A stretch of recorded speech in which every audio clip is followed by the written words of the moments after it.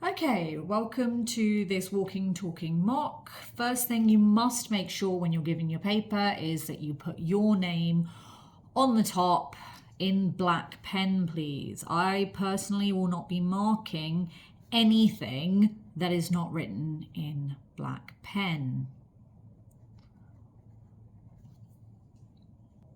A reminder that we have a formula sheet with lots of useful information, particularly when you have a shape question. You're going to want to refer to this, and I will signpost that as we go through too. The first question is a beauty, something that comes up every single time, and we want to get all three of those marks by taking ourselves in detail through the task. This is a particularly easy example of a question because it's a multiplication. First step, we're going to have to write it as a top-heavy or improper fraction.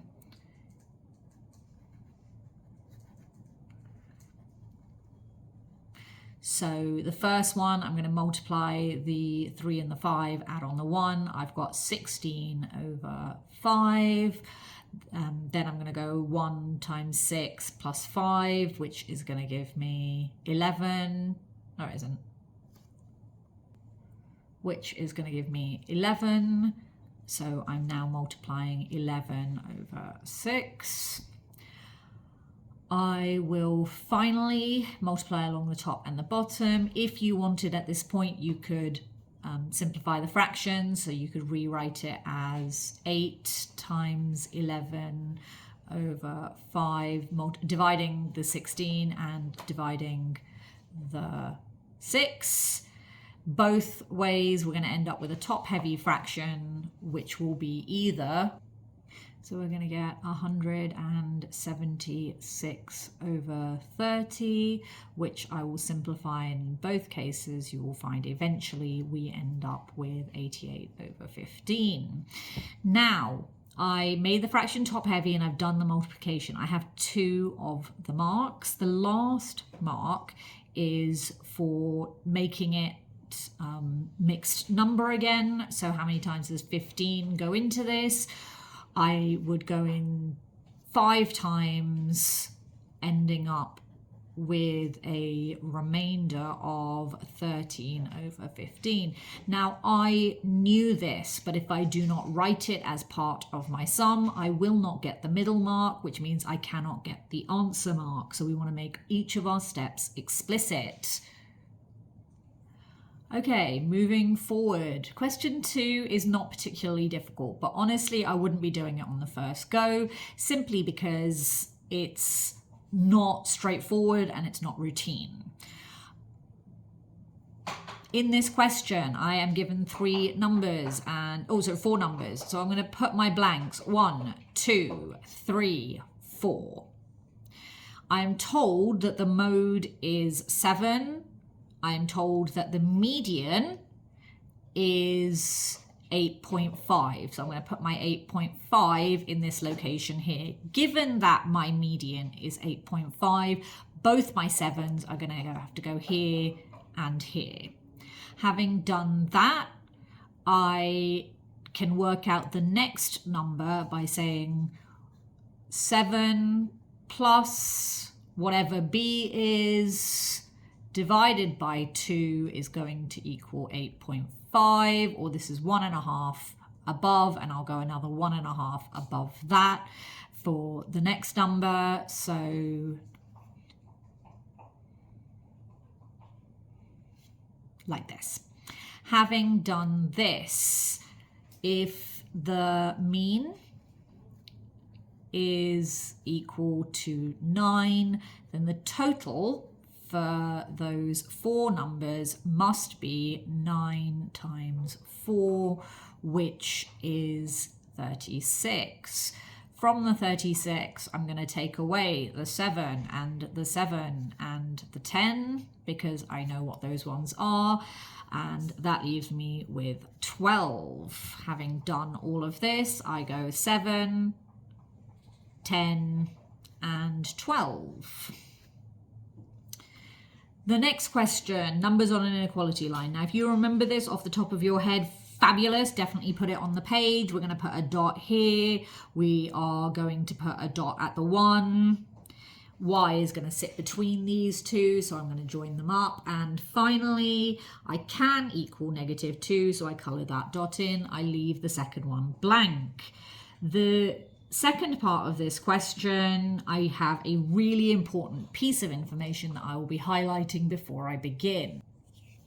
There are an infinite number of numbers between everything, but when they tell me that n is an integer, that tells me that n is a whole number, and the whole numbers that sit between this, I might even draw that on the number line again, so I might draw it along like this.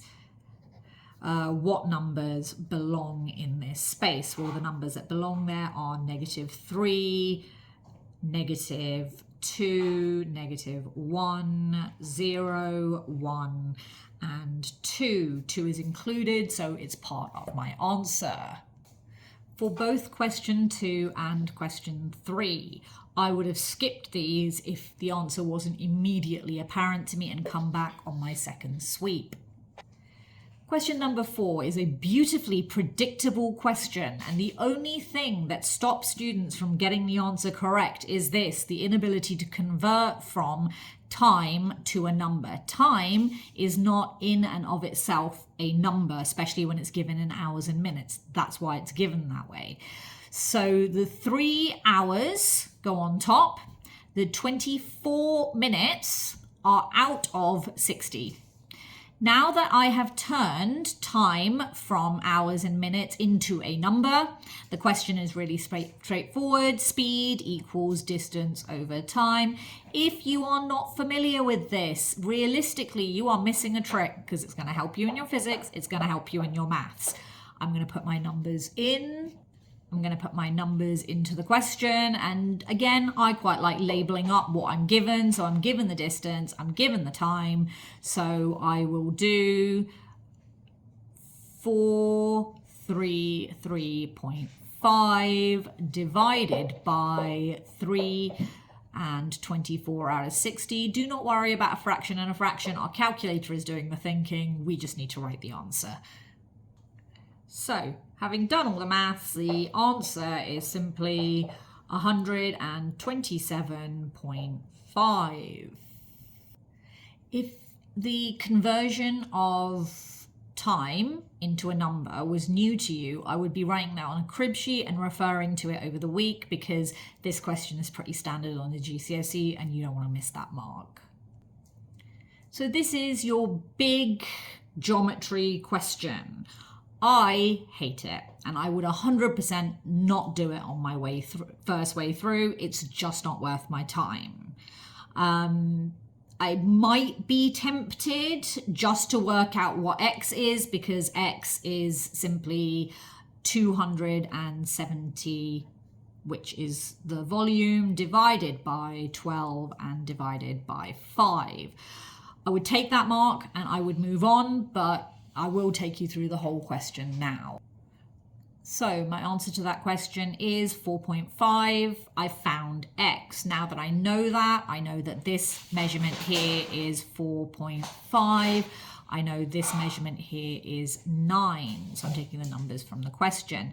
Now, what I'm going to do is I'm going to go all the way back to the beginning, and I'm going to refer to my formula sheet. The reason I'm going to do this is because it gives me the cylinder information right here. So the volume of a cylinder is pi r squared h, and I will write that down here. Pi r squared h, in this case that is pi times 4.5 squared times by 9. I'll type that into my calculator and get, right, so the answer on my calculator has given me is 572.55 blah blah blah. The question says to the nearest whole number, and as always what I would be doing is just highlighting that to make sure that when I do give my answer to the question, I've answered it exactly as I was asked for it. So the answer is 573. The last part of this, part B, requires a diagram. You will not be getting the mark unless you draw me the diagram. So I have a cube like this, and on this cube I'm going to write two sets of units. The first one is going to be 1 meter by 1 meter by 1 meter. This is me measuring this cube in meters, but on the same one I'm going to write my centimeter measurement. So I'm going to write 100 centimeters and 100 centimeters and 100 centimeters. This is me just converting the units, and it gives me the answer that 1 meter cube is actually 1 million centimeter cubes. Again, not doing this on the first go, but I would want to give my answer on the second time through, just to make sure that the examiner knows exactly how I generated my number.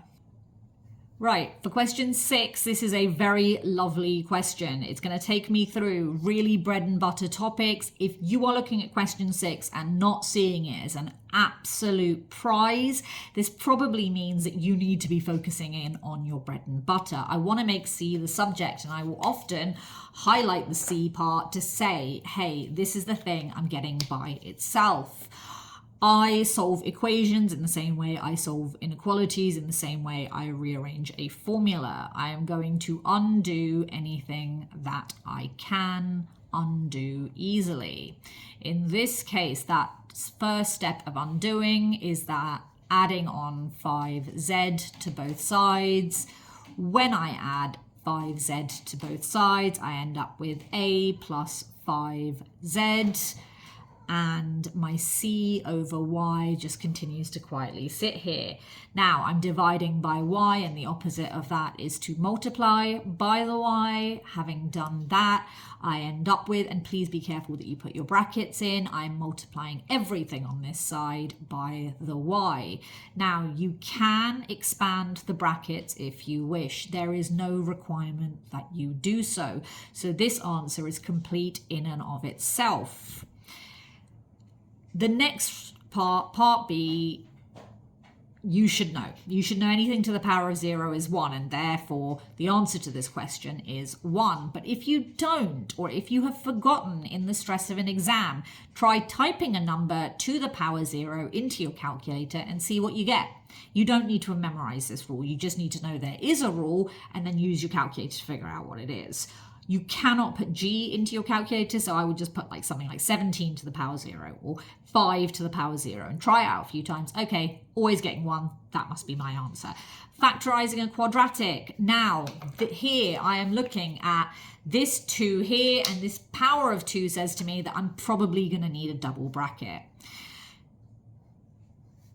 So it's a quadratic, I've got my double bracket, x squared and x squared. I'm looking for a pair of numbers that multiply to make 24, 1 and 24, 2 and 12, 3 and 8, 4 and 6.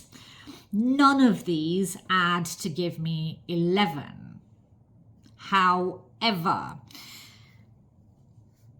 if I do add them up, one of them gives me something close. So 25, totally useless to me. 14, totally useless to me. 11, an interesting thing that might actually be helpful. So what's happened here is they're utilizing the power of double negative, so it's going to be -3 and -8. You will notice that in both part A and C, I haven't put it on the answer line. Would I do that at the end of the question? Yes. If I don't, they will look for it and they will award me the marks, even though I didn't manage to get it onto the line. What I'm saying here is, if you're in a rush, don't worry about the transcribing, just get through and then use the time at the end to make sure you've put the correct answer where it belongs. Right, another lovely, juicy question for question 7. What does that mean? It means that I'm going to be able to get a lot of marks for this one. We're getting compound interest. Interest means a percentage increase. And in this case, we've got 100% as our starting amount, and we are going to add on 2.4%. Now, you can either write this as 104.2%, which your calculator will understand to mean exactly the same thing as 1.024. So you can work with either of those numbers. The next piece of information, is that how we're looking over a 3-year period. If we're looking over a 3-year period, that number is going to be multiplied to the power of 3. Doing that, I'm going to add in my original amount, so 50,000 yen, increasing at that percentage, and my answer is... Now, I would normally give money to 2 decimal places, but when I glance at my question, it says to the nearest yen. So I want to take it to the nearest whole number, which is 53,687. On to the next. Right, this question, I would never ever do the angles question on the first go. It's almost never a useful choice to make, and will just slow you down. Whenever I see this question, and it comes up remarkably often, I will normally extend this line here downwards like this, and I'll explain why in a second, but I will almost always do this, and I will work almost exclusively with the exterior angles because they are easier to do so. So the exterior angle of a 5-sided shape would be 360 divided by 5, which gives me 72. Now the 72 goes here, and it also goes here. So both of these are exteriors on the pentagon. Next, exteriors on the hexagon. So 360 divided by 6 is 60, telling me that this measurement here is 60 and this measurement here is 60. Finally, I have a quadrilateral, so the angles add up to 360, and I'm going to go 360, take away my 72 and my 72 and my 60 and my 60, giving me x is equal to... Looking at the diagram, does it look like 96? It does in this question, actually, but every question on angles will clearly state that you are not looking at an accurate diagram. There's actually no way for them to draw it inaccurately, but 9 times out of 10 it's a regular polygon. 9 times out of 10 you're going to be wanting to look for the exterior. Could you have done this using interior angles? Yes.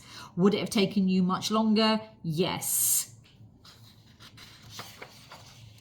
Right, question number 9, the highest common factor. We play a game of win-lose, and I do so by stacking my A and my B above each other.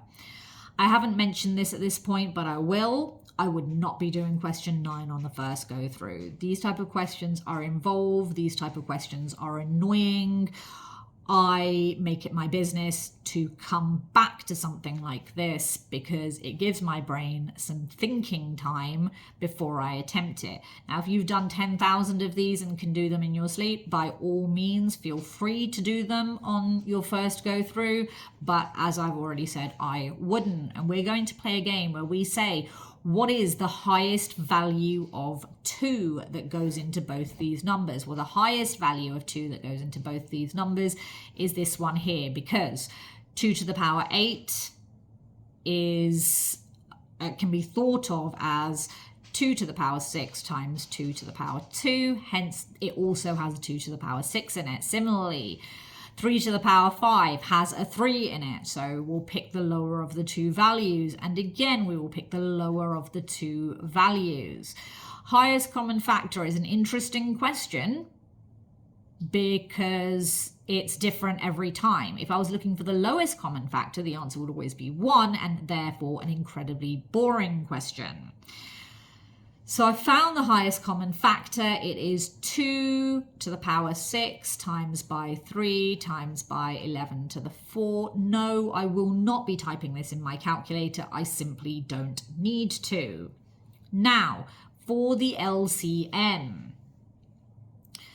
I am going to write out 2a. Now, because I'm multiplying it by 2, I'm going to have an additional power. So most of the question is going to be absolutely identical to the way it was written. I'm not changing the power of 3 and I'm not changing the power of 11, but that 8 will now become 9. It will become 9 because I multiplied it by 2. Similarly, when I multiply by 3, it's going to change only the number of 3's in question B. So the 2 to the power 6 stays the same. The 3 to the power of something changes, but the 11 again, 11 to the power of 8 stays the same. I used to have 3, which was a secret power of 1. Now I've added an extra one, so it's going to be a power of 2. Because I'm looking for LCM, I'm going to look for the highest of the two numbers. So we're going to take 2 to the power 9. We are going to take 3 to the power, 3 to the power 5, and we are going to take 11 to the power 8. And that will be our lowest common multiple in prime factor form. You could have made this a number. Please don't take something with powers and make it into a number unless you're explicitly told to do so. It never helps. Okay, question 10. I would never, under any circumstances, do this question on the first go through. I wouldn't do this question on the first go through because it's confusing, it's annoying, and it's got too many words for me to be able to like it. However, eventually I would come back and give it a go. I would split it into right-angled triangles and a rectangle because I like right-angled triangles and a rectangle. Now, as I read through the question, this diagram shows the face of a wall. This wall is a pentagon, exactly one line of symmetry. That's why I've managed to split it. I now no longer care about these sentences at the top. They are completely useless to me. This dude is painting the face of the wall once. Now, once is an important piece of information, and I will be holding on to that. He buys all the paint he needs to use. The paint in each tin will cover exactly this amount. We need to work out the least number of tins. So first I need to work out the area of this wall. I cannot do so yet because I do not know what this measurement here is, but turning it into a right angle triangle, hypotenuse 7, base 8, I can find out the missing side using Pythagoras. I'm looking for a short side. My answer for x is... Now, at this point, x is coming out as 4.8989799486. If I was answering the question, I never would have written this out. However, because I'm in the middle of a question, I'm going to keep it in this form, and I'm going to use the answer key, ANS, on my calculator to keep that number and use it as it is. So that number multiplied by 10 and divided by 2. This part here is 60 meter squares. So I am going to get, so the area of the triangle was 24.5 meters squared. I'm going to add to that the 60 that we have for the rectangle, giving us a measurement of 84.49. I'm going to divide that number, which I'm keeping in my calculator, by 16, and that gives me 5.28. Can I buy 5.28 tins? Absolutely not. I'm going to need 6 tins. Okay, so a lot of the questions I've done, I wouldn't have done on the first go, but cumulative frequency is something I definitely would. It is the absolutely greatest question on the exam paper because in total it is worth a whopping 6 marks. It turns up every single time and it's one of the easiest things in the world. I normally highlight that first row and I say, hey, that first row is identical in a normal frequency diagram and in a cumulative frequency diagram. So that 8 is actually the same. But the number 5 in the first table changes to 0 in the second, which means I'm going to do 8 plus the 15 in the question, which gives me 23. Then I'm going to add to that 23 that I have in the row above, the 17 in the next question, giving me 40. Next, I'm going to take my 40 and I'm going to add 28 to it, giving me 68. To that, I'm going to add 68. I'm going to add on 33, which will give me 90, 101. And finally, to the 101, I'm going to add on my 19 and get 120. Now I go back to my question and just check that those numbers are correct, and I'll be referring to this as I do the next question. A cumulative frequency is a running total, and given that, we mark at the end of the interval. We say that by the time that we get to 5, we will have 8 people. Now the scale on this is 1 square means 2 people, so I will have to go in the middle of the next column because at 10 I need to go up to 23. So 20, 22, 23 is here, 40 in the next, and I end up here, 68 in the next, and I end up here, 101 in the next. Again, we're going in the middle of this bar, and finally at 30 we end up at 120. Now, cumulative frequencies are simple beasts. If you use up half your graph, you've done it wrong. Now, I have a weird word in the next question. It says estimate the median. This requires me to go back to my question and find the median. The median number is here. At 60, what I do is I read across at 60. Now, the question requires that I draw these lines in. This is my working for answering this question. And looking at my working for answering this question, I believe I'm at 19 minutes. Your graph could be slightly off and there is some error involved, but without the working, they're not giving you that mark. How many people waited more than 23 minutes? Well, I need to find 23 minutes, which is here. And I'm looking again for my estimate, which means I'm going to go up to my line. Again, your line may be in a slightly different place, but this is where mine is, and I would be using a ruler and you should be using a ruler. When I read this way, it tells me that I have 88 people before this point.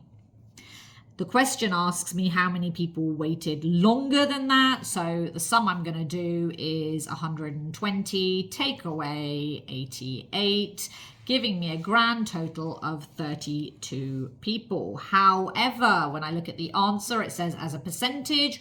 So I'm going to have to do 32 out of 120, multiplying it by 100, just to make sure that the number I get makes sense. So 32 divided by 120, oops, no, divided by 120 gives me 20, way to show all your working, it gives me 26.7%. That might be a bit exact, especially as I'm estimating. And they would absolutely accept 27. They won't be too fussy at this.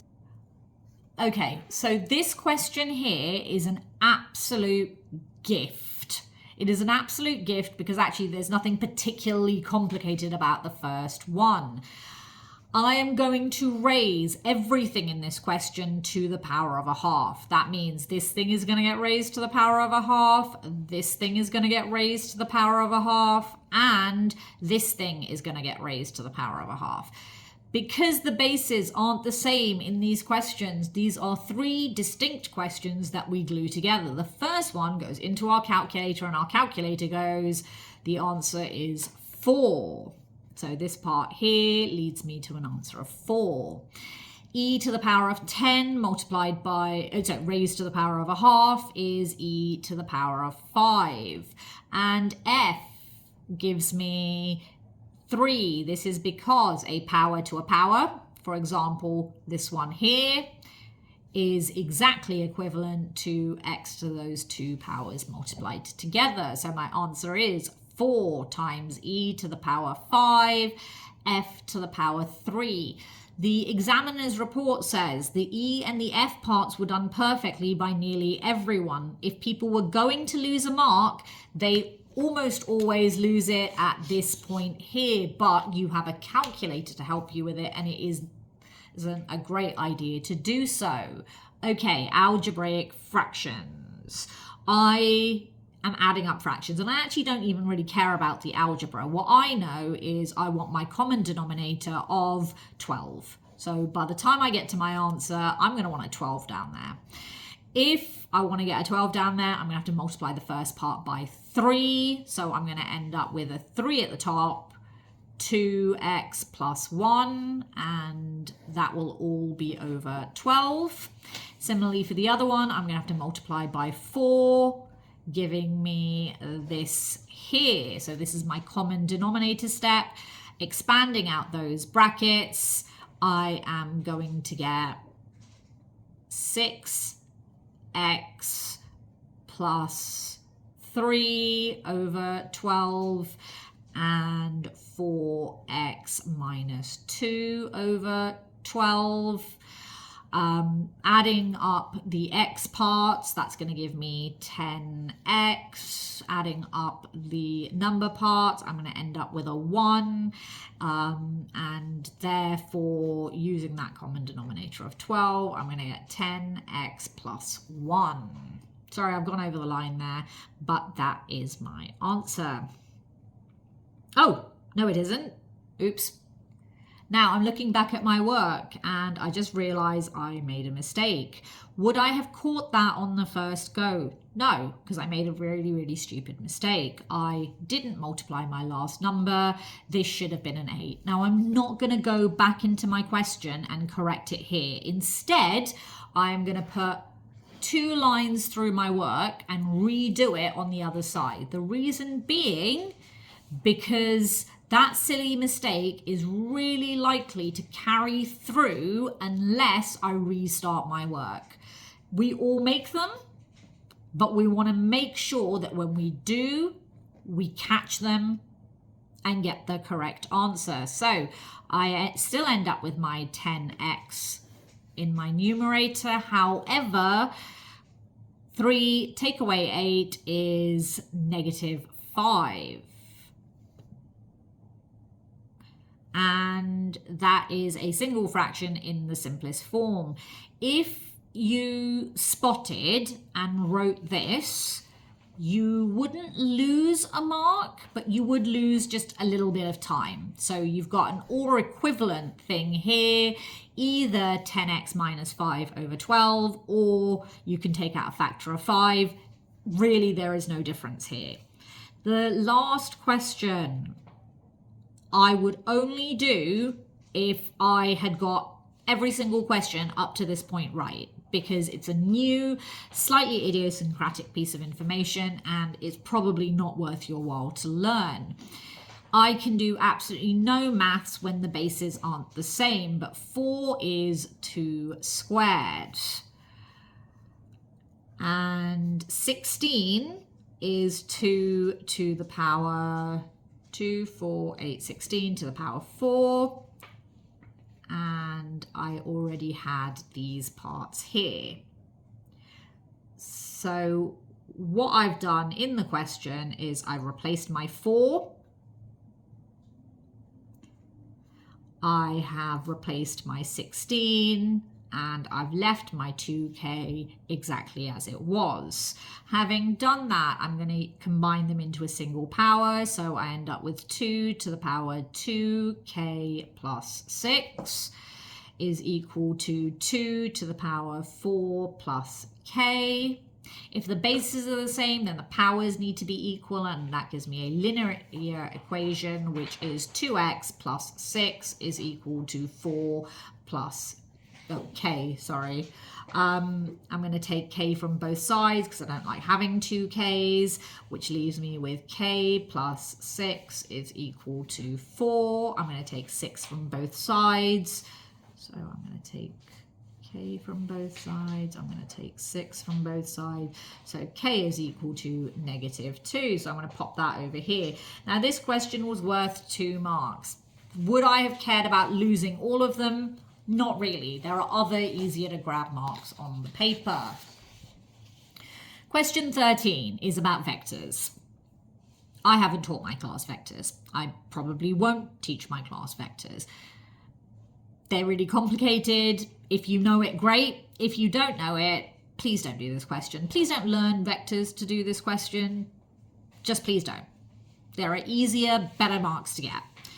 The question itself says I'm going from A to B, and that journey is 5, 3. So that is 5 in this direction and 3 up, because a vector is always x, y. Similarly, it tells me that so that was my A to B journey. Similarly, if I want to end up at C, I am going to end up going 2 steps backwards and 4 steps up. So we'll go 2 steps backwards and 4 steps up. 2 steps backwards and 4 steps up. So C is going to be here. And that allows me to go 2 steps backwards, 4 steps up. The question is, how do I get from A to C? If I want to get from A to C, I am going to have to travel along this path the correct way and this path the incorrect way. So if I want to travel this path the incorrect way, I'm going to have to travel 2 and then down 4. So I'm going to have to reverse this vector. When I reverse this vector, it gives me 7 and -1. Just as I started, this question is not worth knowing unless you're aiming for that 100%. And honestly, it's just not worth it. Right, question 14, I am not going to do unless I am going for that grade 9. And the reason I'm not going to do this question unless I'm going for that grade 9 is it relies on circle theorems. And circle theorems are 8 random things that you need to memorize. And I would much rather that you got the percentage question right, the indices question right, other things correct. So when you see a question that looks like this, please just walk away. Please just walk away. The only people who should be trying to learn circle theorems at this point are those people who are already flying through the course, know 75% of it correct. When they do the walking, talking mock, they're not going to be looking at my answers. They're just going to go straight through that paper, get 75%, mark it, and then they can learn circle theorems. So on this question, using the circle theorems, using the bits and pieces, first thing that I would do is I would say, what angle am I actually looking for? And I am looking for the angle BDE.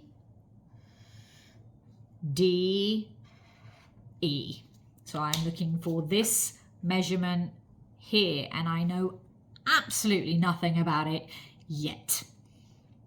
Using alternate segment theorem, again, please skip this. Please, please, please do not do this question unless your teacher has seen fit to teach you circle theorems. So using alternate segment theorem, I get this. Then what I have is a cyclic quad. Now I'm going to be highlighting where my cyclic quad is. It's this beast over here. Because I have this beast over here, I can say opposite angles in a cyclic quad add up to 180. So I will go 180, take away the 18 plus 39, giving me a grand total of 123. Just checking my working because that seems a little bit easy to me. Nope, that got all the marks. The question itself wasn't bad, and I knew it wouldn't be bad because it's question 14, but it's still way too much stuff to remember, given that circle theorems normally come much later in the paper. Again, question 15, please don't do on the first go. Please don't learn this unless you are really perfect. You have to be absolutely perfect at least the first 10 questions. Out of the first 12 questions, you should skip one. Until you get to that stage, I don't care about the second half of the paper, and nor should you. If you are in a position to care about this because you are already that exceptional a mathematician, we are going to say that this fraction, and I'm going to write it out slightly long form. So the long form version of this is 4.575757 going on to infinity. I'm now going to use a maths trick to create an additional, very similar infinity. And the way that I do this is I look at this question and I say this pattern takes 2 steps to repeat. And I'm therefore going to multiply by 10 to the power 2, or 100 x's. Now 100 x's, I'm going to keep my decimal point lined up, just like we learned when we were in year 7 and adding and subtracting decimals. But when I times it by 100, I end up with 4, 5, 7, 5, 7, 5, 7, 5, 7. Notice how the part after the decimal point, our infinite part, is identical. Having done that, I am going to subtract 1x from 100 x's, giving me 99 x's. On the other side, I'm going to do the same subtraction. So I start off at infinity, cancelling out my numbers, all the way saying I've got a 0 when I do this subtraction, and a 0, and a 0, and a 0, and a 0, and a 0. Now I'm going to go 7, take away 4, which gives me 3. I still got 450. So into my calculator goes 453 divided by 99. And in that case, 3 goes into both of these numbers, giving me 151 out of 33. And then again, because it's a show that question, you just want to write that that is equal to 4 and 19 out of 33. Already told you, I really do not want you doing these questions unless you have managed to get 4 marks. At this point, I'm going to show you the 2 questions which are worth doing. Neither of these fall into that category. The next question, when you're working with Surds, and again, your teacher's discretion is what's important here. If your teacher hasn't taught you Surds, then don't do the question. We take our original fraction like this and we multiply it by the difference of 2 squares. So this is a specific trick. We use exactly the same numbers as we had in the denominator. However, we change the sign like this. What this does is it gives us square values in the denominator, and the question is one where we are trying to rationalize the denominator, not have a surd in the denominator. So in my numerator, everything is going to get doubled, and I'm going to end up with 12 plus 6 root 2. In my denominator, I'm going to end up with 36 minus 3 root 2 all squared. 3 root 2 all squared is... So again, I'm going to type that into my calculator. I've got 18 there, which gives me 12 plus 6 root 2 over 18. Now, this is not the answer to the question because this fraction can be simplified. I'm seeing the number 12, I'm seeing the number 6, and I'm seeing the number 18. So I can take a factor out on top, leading to 6 brackets 2 plus root 2 over 6 times 3. Cancel those fractions out, and my answer to the question is 2 plus root 2 all over 3. Can I bring your attention to the following fact? I've gone over the line, and the question and mark paper clearly states that anything that's outside this box will not be scanned. You can see it on this side here. Do not write on this area. Similarly, do not write on this area. So while I said writing your answer in the answer box isn't vital, making sure that you are writing inside this grey box is. Right, next question. I can't do this. My teacher hasn't taught me and I don't know what I'm doing. So what I'm going to do is highlight the part of the question that I could do.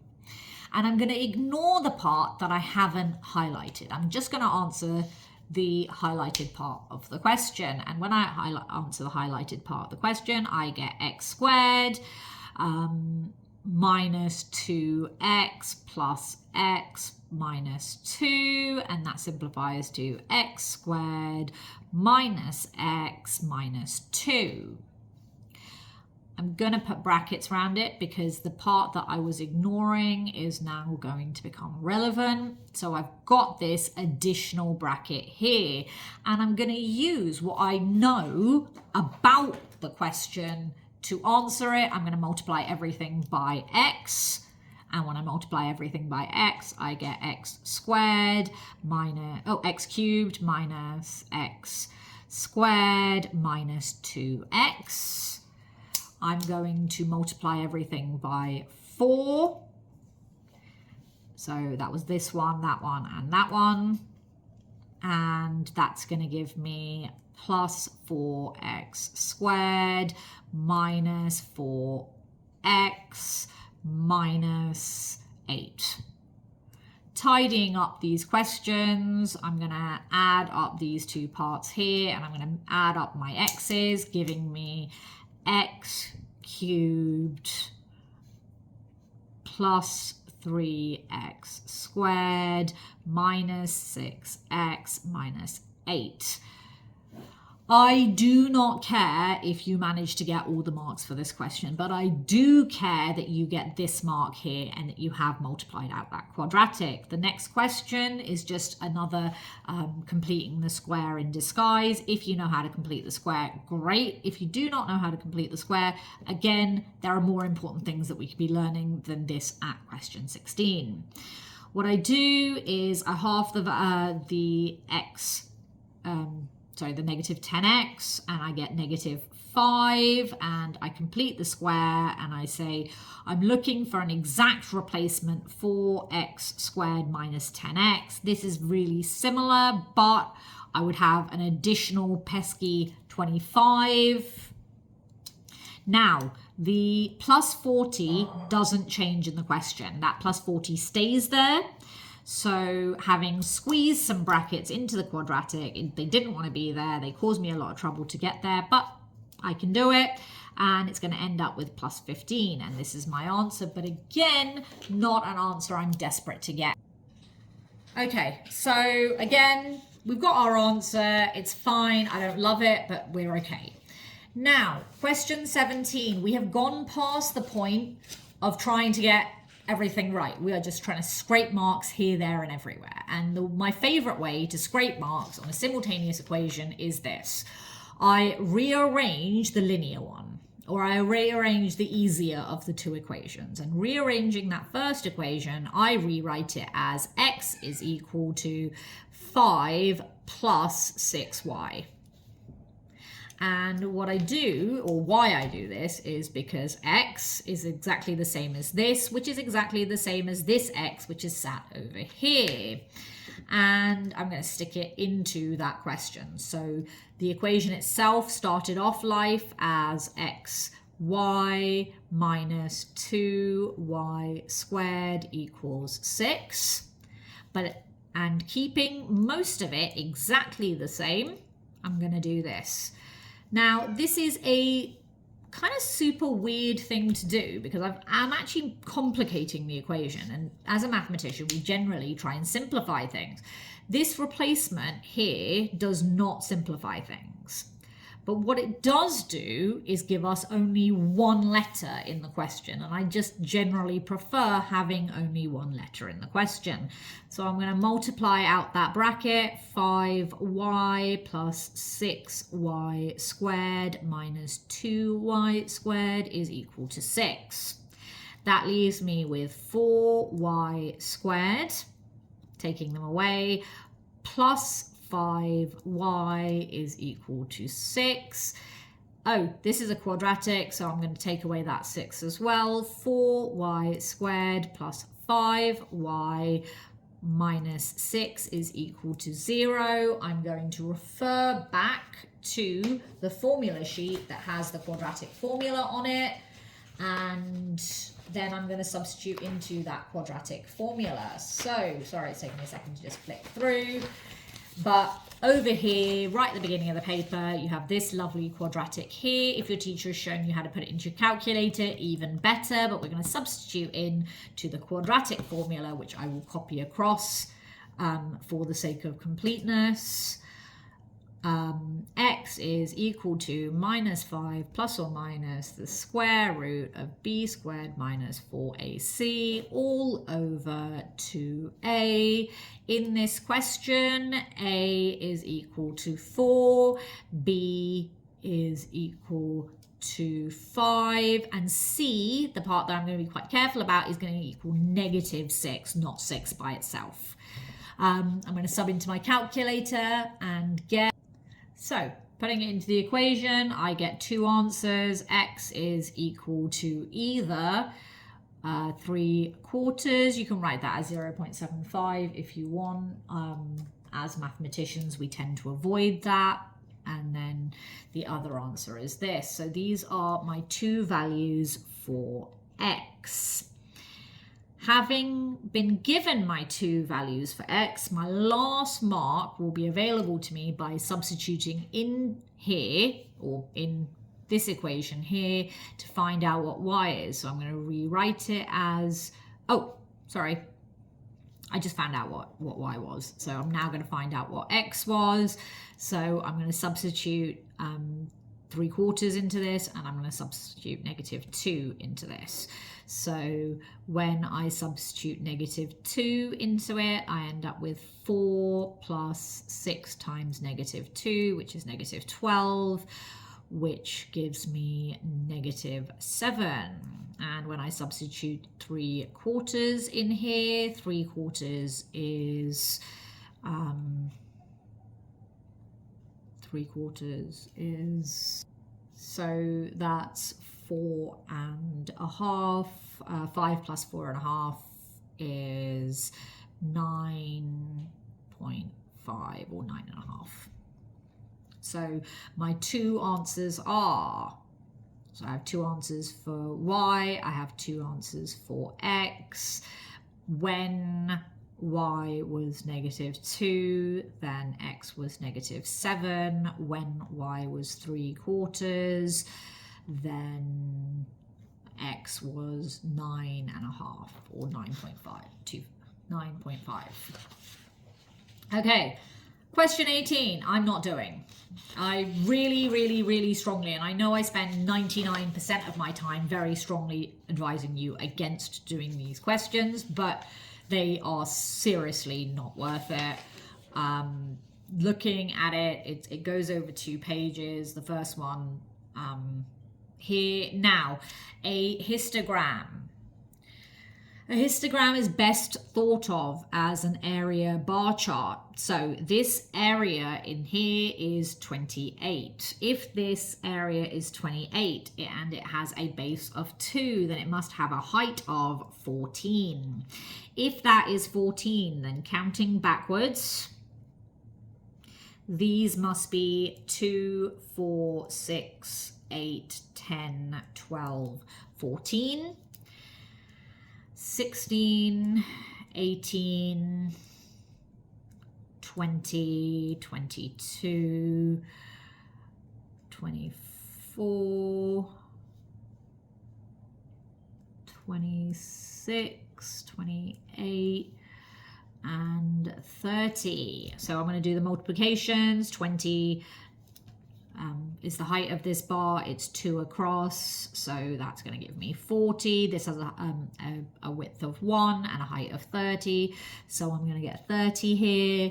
The next one has a width of 1 and a height of 24, and the last one has a height of 12 and a width of 3.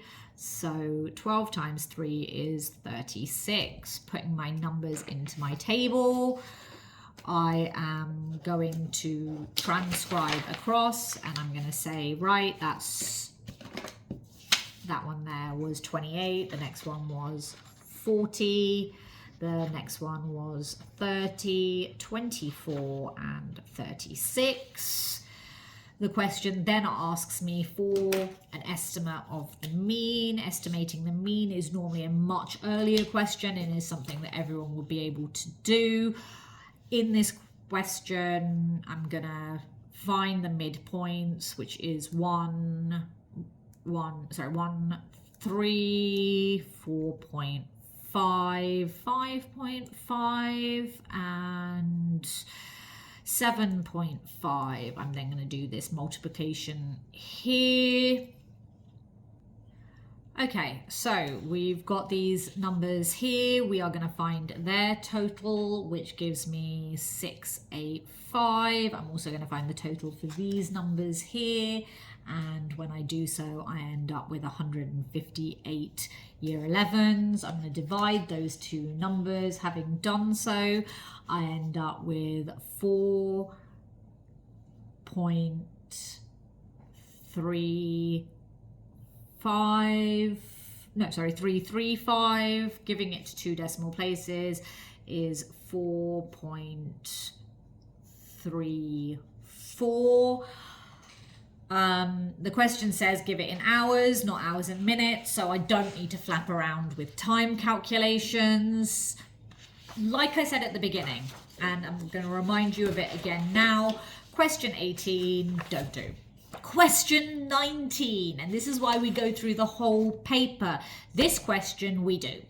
And if you've been attending intervention, you should know what your upper and lower bounds are. Can you make sure that you give me each of the upper and lower bounds for this question? So I'm going to scrape a mark here. All I'm going to say is that's rounded to 2 significant figures. Therefore, the highest it can be is 14.5 and the lower bound will be 13.5. This one's 2 significant figures is 7.85, 7.75, 3.45, 3.35. Now I, at this point, have scraped a mark on question 19. I am super duper happy. I do not want to do the rest of this question, but if you do, or if you find bounds really straightforward, then if I want to get, and in order to make k the lower bound, what I want to do is I want to maximize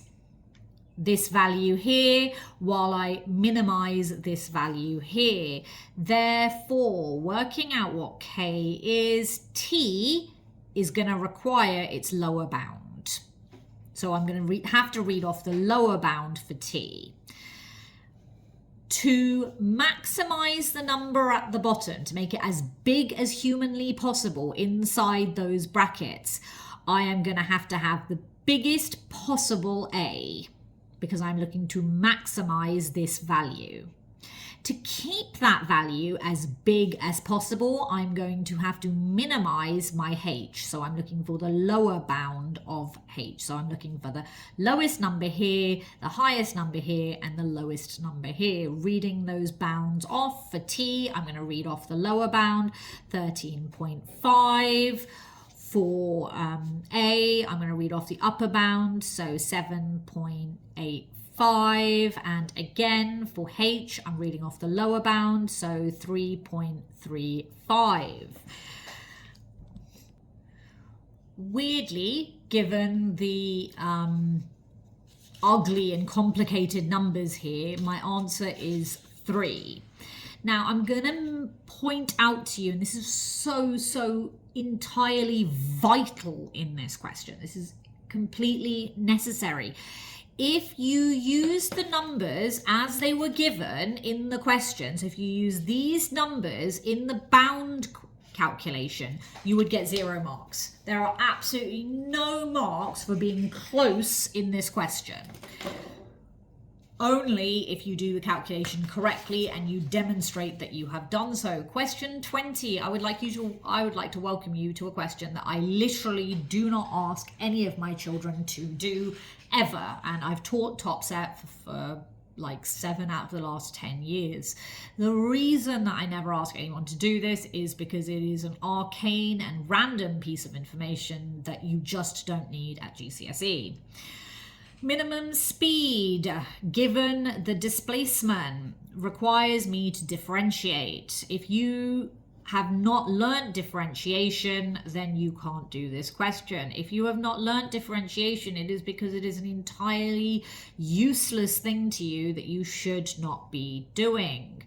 Please, please, please, and I mean this more than I mean anything that I have ever said before, please, please, please do not fixate on what you can't do. Part of the GCSE is the ability to identify what you can do and what you should spend your time on versus what you should not spend your time on. So you need to leave questions like this, please. Okay, so I'm going to have to find the derivative and then the second derivative. So, first derivative and then the second derivative to find the acceleration of 0. So I differentiate again, giving me 6t minus 18. Acceleration is 0 at these points here. Therefore, 6t equals 18, which means t equals 3. So we're looking at time 3. I'm going to put time 3 into my speed, which I calculated here. So I'm going to do 3 times 3 squared minus 18 times 3 plus 33.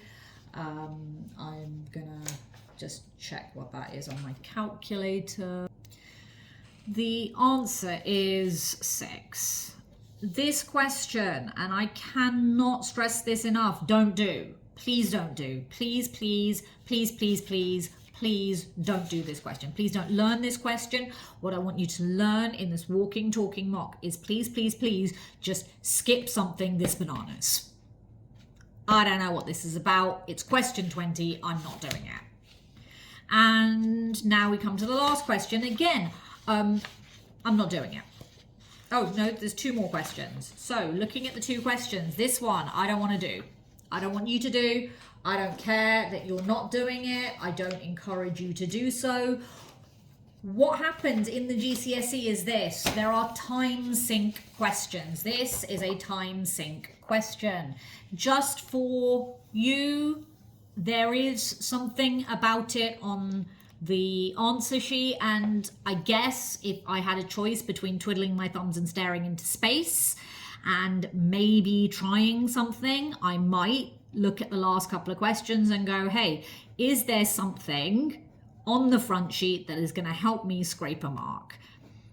While I strongly recommend that you do not spend time on these late questions, I would say it is better than doing nothing if that is your only other option.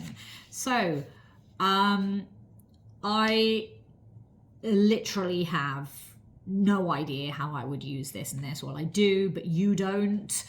And given that, I would suggest that you skip this question. Okay, so what you need to know is what we mean when we say UN. So UN is the nth term of the sequence, and UN is defined as the first term, which we call A, plus the number of terms minus 1 multiplied by the difference, because we go up by a certain amount, and this is the formula. So in the question, I can write U4 is equal to A plus 3D. Similarly, U6 is going to be equal to A plus 5D. And the formula tells me the following. It says that this is going to go into this formula. So I'm going to go S11 is equal to, now the n that we've got in the question is going to be 11 over 2. And then I'm going to open up my bracket and I'm going to write 2. Don't know anything about A at this moment, but I do know that I have 11 minus 1D. So I can tidy this up to, and I think I'm just going to go with 5.5 because I prefer seeing that decimal in this place. You can leave it as a fraction. That's probably the better way. 2A plus 10D. Yeah. And that this is equal to this thing, A plus D, all squared, plus 18.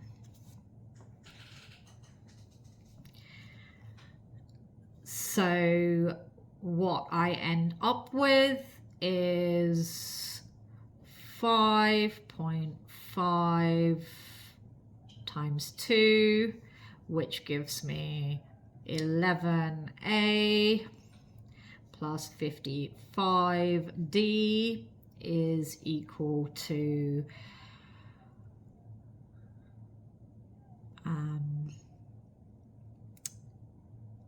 A plus D all squared plus 18. Now, this equation has two unknowns, and so far I have not used this piece of information at all.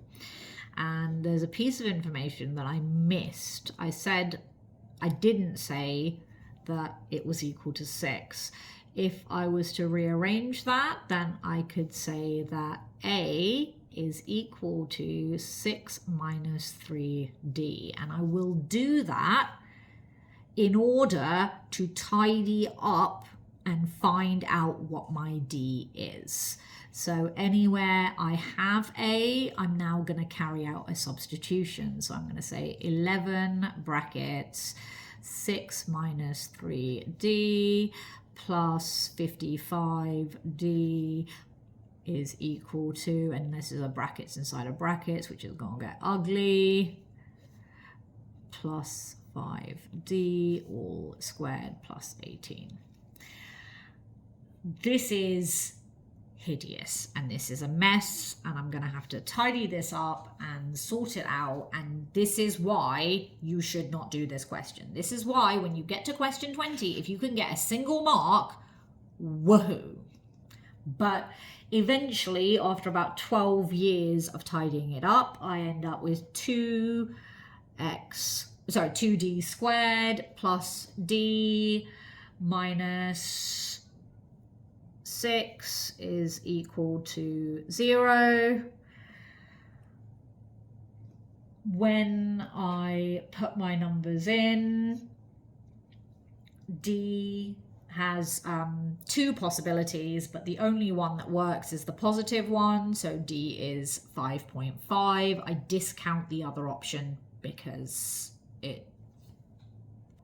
so this one factorized to 2d minus 3 and d plus 2. Because minus 2 isn't an option, then the only value that is that d is 1.5. If d is 1.5, I can go back over here and go 3 times 1.5 is 4.5.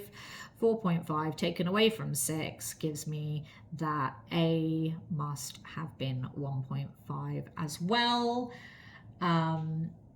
Taking those numbers into U20, I'm going to say U20 is equal to, into this formula, 20 over 2 bracket 2 times 1.5 plus 20 minus 1 times 1.5, and I'm going to put that into my calculator and get an answer of 30. Please don't do this question. Please don't do this question. It's worth 6 marks, but those 6 marks are pitiful for the amount of maths that you need to have mastered to get the work. Right, question 22, and I am just looking at it and thinking, actually, I think I can find the midpoint. The midpoint of 2 points is not that hard to find. So I have a point that's -1, 5. So that's my point B, and I have my point C, which is 2, 10, and I'm looking for what point is the midpoint. So I'm going to find the average of the x's. They have a distance of 3, so I'm going to move 1.5. So I'm going to end up with 0.5 as the x coefficient, and 7.5 as the y coefficient. I realistically am satisfied with the single mark that I've obtained out of 5. That isn't to say that no one should get the subsequent marks, but it is to say that they are providing really diminishing returns on investment. So it asks me to find the equation of the points through A and M. It's an isosceles triangle where equals. Okay, so honestly, I've had to think for 2 minutes to come up with the answer to this. So this question, even if you're going to attempt further on this, should be left for after you have gone through the whole paper, that you have filled in questions 1 to 15 perfectly, and that you have double checked everything that you know you should have gotten right for silly mistakes. What I'm looking for is a line that bisects this one. So because it goes through A, and A has to be equidistant from these two, and M has to be equidistant from these two, I'm looking for a perpendicular bisector at this point. If I'm looking for the perpendicular bisector at this point, the first thing I'm going to do is work out the gradient of the line of the line BC. If I'm working out the gradient of the line BC, I'm going to take my C coordinate here, and from it I'm going to take away the 5 and the -1 like this, giving me 5 over 3.